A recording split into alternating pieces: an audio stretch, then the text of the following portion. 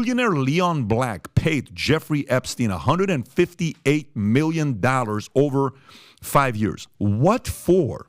What for? Now watch when the story continues and how all of a sudden it flips and becomes a very, very weird story here with Epstein, what this guy did. Sort of this is how it works on page 13. Plan. Yeah, so $158 million. Leon Black, $158 million from 2012 to 2017, with the Senate Finance Committee now scrutinizing the extraordinary transactions. Black claimed the payments were for advice on trust and estate planning, tax issues, and his family's office operations. $158 million in fees for estate. I'm going through estate planning right now. It's a lot of money. It ain't $158 million.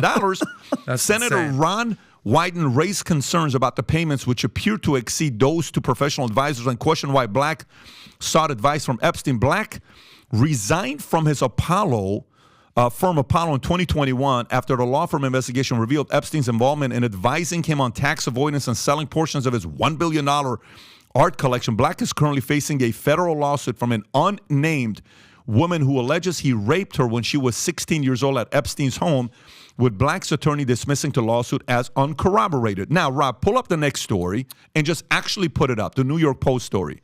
And look at this here, guys. Look at this here. New York Post. Ogre. And what's the date? July 25th. Billionaire Ogre Leon Black accused of raping autistic teen after handoff from Epstein lawsuit. What? Okay, so let me read this here. A billionaire investor faces allegations of raping an autistic teenager at Jeffrey Epstein's Manhattan mansion in 2002. After Epstein arranged the encounter, the victim, referred to as Jane Doe, accuses Black of violently assaulting her with sex toys, causing her to bleed while she was only 16 years old. According to the lawsuit, the victim was trafficked by Epstein and Ghislaine Maxwell for about a year before the incident, with Black making her a vulnerable target due to her mosaic Down syndrome condition. Epstein supposedly introduced her to Black, saying he was important and a special friend. Black's lawyer, Susan Estridge, denies the claim, stating he never met this woman. He doesn't know her at all. We're confident the lawsuit is totally uncorroborated by any evidence. So why did you pay $158 million in 5 years for advice? Advice. For advice, $158 million. Wow. Stories like this are coming out, and the biggest question is going to be the following. For the longest time, what's one of the best, give me movie titles about the mobs. You know what was one of the titles? Gotti. Yeah, but what's one of the ones? Untouchables. Why did they name it Untouchables? Because they literally thought they were untouchable. Yeah, the mob in Chicago. Yeah, you're untouchable. There's no way this is going to happen. Yeah. And then all of a sudden, a guy, undercover FBI agent for 5 years and 10 months, Joe Pistone, a.k.a. Donnie Brasco, which I was one of the first to interview him, and that thing got like 10 million views, right, when we did the interview. And we did the interview in Boca, I think 8 years ago, 8 years ago. Oh, wow. For 5 years and 10 months, he acted like he was part of the family, helping him out at the parties, everything. He was doing everything. And all of a sudden, one day, he got so deep into it that the FBI finally said, you ain't doing this anymore. He was about to get killed. He comes out. How many people get caught? 240-something people get caught. And what happens to the mob? The Untouchables, over with overnight. And all you saw was 240 men arrested, dressed, nice suits, walking out arrested. And it was unbelievable how they finally got him. How did they finally get Al Capone? It was based on what? Taxes, right? Yeah. Okay. So right now, if we were to say the modern day Untouchables, who are the modern day Untouchables? You can put Epstein, Ghislaine Maxwell, Joe and Hunter Biden. That's Hunter part Biden, of the Untouchables. 100%. You can put Clinton's part of the Untouchables. The best. You can put quite a lot of people that are part of the Untouchables community. Okay, Fauci. He's part of the Untouchables 100%. community. And there's this notion, like if you were living in New York, I'll never forget, I went to the restaurant with Mayor Giuliani, Italian restaurant. You guys been there before. And the owner shows up, okay? And he sees the mayor. And he's Italian. The owner is Italian, in his 60s. Italian. We love this guy. And he says, hey, Mayor Giuliani, I just have to tell you, I just want to thank you for what you did to cleaning the streets of New York. It was so unsafe. We were so worried. Thank you for making it safer. And he's thanking him. He's emotional. Mm-hmm. A 60-something-year-old Italian man is emotional because They never thought the streets of New York were going to get cleaned up. Okay? That's the impression I got from the way he was talking to Mayor Giuliani. I've never lived in New York, but I've interviewed almost every single living mob person, the top, most powerful mob people that have been interviewed. I've talked to all of them. I got a relationship with all of them on what happened because I want to learn for myself. So there's this notion that people like you, Vinny, who they want you to eventually believe nothing's ever going to happen to these guys. They want you to believe that. They want you to go there. And they want you to convince other people that nothing's ever going to happen because they see themselves as what? The untouchables. But let me tell you something, man. The world works in a very weird way, okay? When I've been in this business for some time and I've seen certain things people do behind closed doors, and I say, this is not a good idea. This is just not a good idea what you're doing. It's not going to work. Eventually, one person came out, 2 people, 3 people, 4 people, 5 people, 6 people, 7. I was like, that's not going to be working out. We're starting to see all these stories.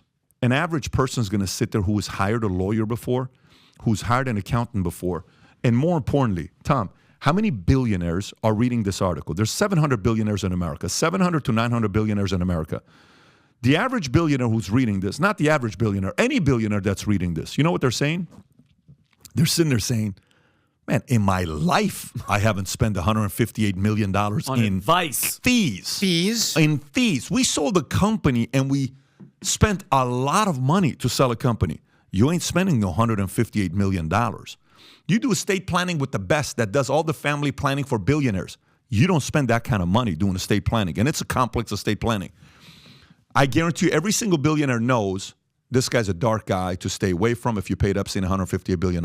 The only people that will still befriend this guy are also people that gave Epstein money behind closed doors. And it was also, they want to be able to see, this is very normal. I did too. This is very normal. I did too. Anybody that says this is very normal probably also paid Epstein some money. Probably so. And and Pat, it's like a struggle, especially because, I've changed in the past 6 months. I'm going to church. I'm trying to be, a better person. On Sunday, the pastor was like, instead of people think you have to leap into this loving God, and you just take these little steps to become better. And in my head, Pat, it's the attitude of, since humans don't look like they're doing it, God at one point is going to deal with these people. But the other thing that we heard, Pan, because you were there, it's you have to love your enemies, which is one of the hardest things that I've been struggling with, is like all these evil demons that are out, we're told that we're supposed to still love them. You're supposed to have compassion for these people, and that's the most difficult thing I'm dealing with, because I'm having hope, Pat, from what you're saying, is people are waking up and the laws and everything is changing. They're going to be held accountable here, but I personally don't see it happening here. And the only comfort that I was getting is that God will make these people pay for what they're doing. Guess who God uses, though? Guess who God uses? Hafiz wrote a poem years ago. Can you type in Hafiz flute? Put Hafiz flute God. I'd love to read this quote to you. Please. Okay, right there. Okay, right there. Click on that. Zoom in. He says, "I am a hole in the flute that the Christ's breath moves through. Listen to this music." Okay, listen to this music. I'm the concert from the mouth of every creature singing with a myrate chorus. Quote from Hafiz. Now, somebody may say, I'm a hole in the flute that the Christ breath moves through. Listen to this music. Do you know why I never miss church on Sundays? Because my fear was that was the Sunday that God was going to speak to me through somebody else, using that person as a flute. I didn't want to miss service. Wow. Do you know why I never miss sales training? I never miss sales training because in my mind, I was afraid that week when I was asking for questions from God, I was worried God was trying to deliver a message to me. I was going to miss that message. You know how sometimes people run out of a meeting and they skip and like, I don't need to be here. It's a mistake because God uses people to talk to you. God uses people to give an answer to a question of yours that you're having. I also believe God's tool for fighting the evil is other people. There was a story about a Marine that's sitting in a classroom and a guy says, I guarantee you, if the God really exists, watch this, if God really exists, let's see if anything will happen to me. I can prove to you right now that God does not exist. A Marine walked down and punched the guy in the face. His Wow. teacher. So what's the matter with you? He said, well, I just wanted to prove to you that God exists. Wow. He told me to come and punch you in the face to prove Wow. to you God exists. You can't talk like that about God. Wow. Whether that's a true story or it's just a metaphor, that's not. But the point is this about evil, and I'll come to you. I don't think that my interpretation with the whole tolerance thing, I don't think he's saying love your enemies, as in like, let's go love the behavior of Ghislaine Maxwell and Epstein and some of these other guys. I don't think that's what he's saying, because, God's enemy was who? The devil, Satan. evil, Lucifer. This guy fell, and he wanted to go and convert everybody into his way of thinking, and half his battle was converting.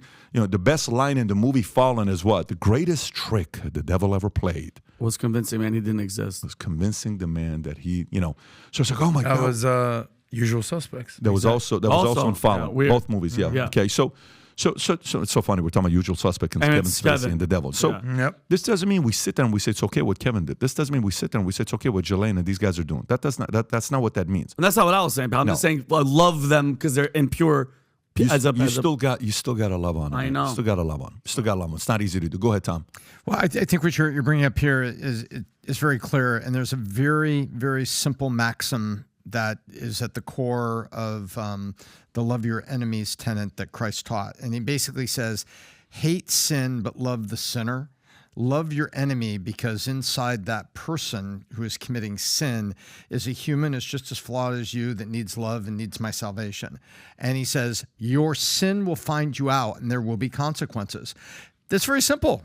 There it is right there. You love your enemies, but don't put yourself in a position to be hurt by them. But inside that person, should they be able to leave the life of sin behind and set aside the sin and uncover, there is a core person in there that is just as valuable as you are. And it's so simple, but it doesn't mean love them and put yourself in peril. It just means, your enemies without the sin is a person like you. And by the way, I love the direction you're going. Do we want to go Hunter Biden or Mitch McConnell next? I have some quick numbers for you, Go ahead. quick about Leon Black. This is what I'd like to do right now is just this isn't even my opinion. Let's follow the money. We're talking about Leon Black here with Epstein and all that. Yep. So his firm is Apollo Global Wealth. I mean, massive financial firm, hedge fund, whatever you want to call them. They're massive, right? His net worth as of today, I guess, is $10 billion. Okay. So would you go with me here? In 2012 to 2017, do you think his net worth was less or more back then? I would say less. Probably less. Of course. Right? Because He's probably make more gaining money. wealth. Okay. So here's the deal. Right. The money's going to go up. So we're talking maybe 10 years ago, maybe his net worth was $5 billion, right? Is that fair? Yeah. Okay, maybe it's 7. Okay. Great. So in the asset management game, in the AUM game, Pat, what is like, we're not giving you a sweetheart deal. We're not hooking you up. We're not giving you a discount. We're going to give you the normal rate. You have $1 million, you have $10 million. We're going to charge you what percent? 1%. 1. Is that fair? Yep. Okay. So let's say, all right, you want to bring over $10 billion or $5 billion.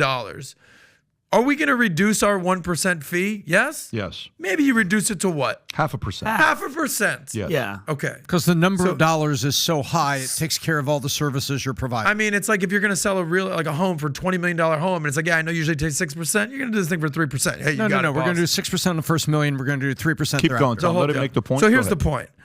Pat, you're a math guy. Allegedly, this guy paid $158 million, 2012, 2017. If you're worth $10 billion, what's 1% of $10 billion? 10 million. No, $100 million. 100 million. $100 million. Yes. So best case scenario, we're going to charge this guy the full amount. He's worth $10 billion. Like, follow the money here. At the very fucking most, Yeah. you're talking $100 million. But he somehow paid $158 million. Now, you said 0.5%, which I think you would do even 0.25%. But let's even use 0.5%. Your $100 million just went down to $50 million. I think that's fair. What's my point? How the hell are you paying $158 million? For advice. Something's up. Yeah, of course. On $10 billion, maybe you're paying, and this is just assets under management, whatever, straight fee-based only, whatever. Maybe it's 25, 50 million.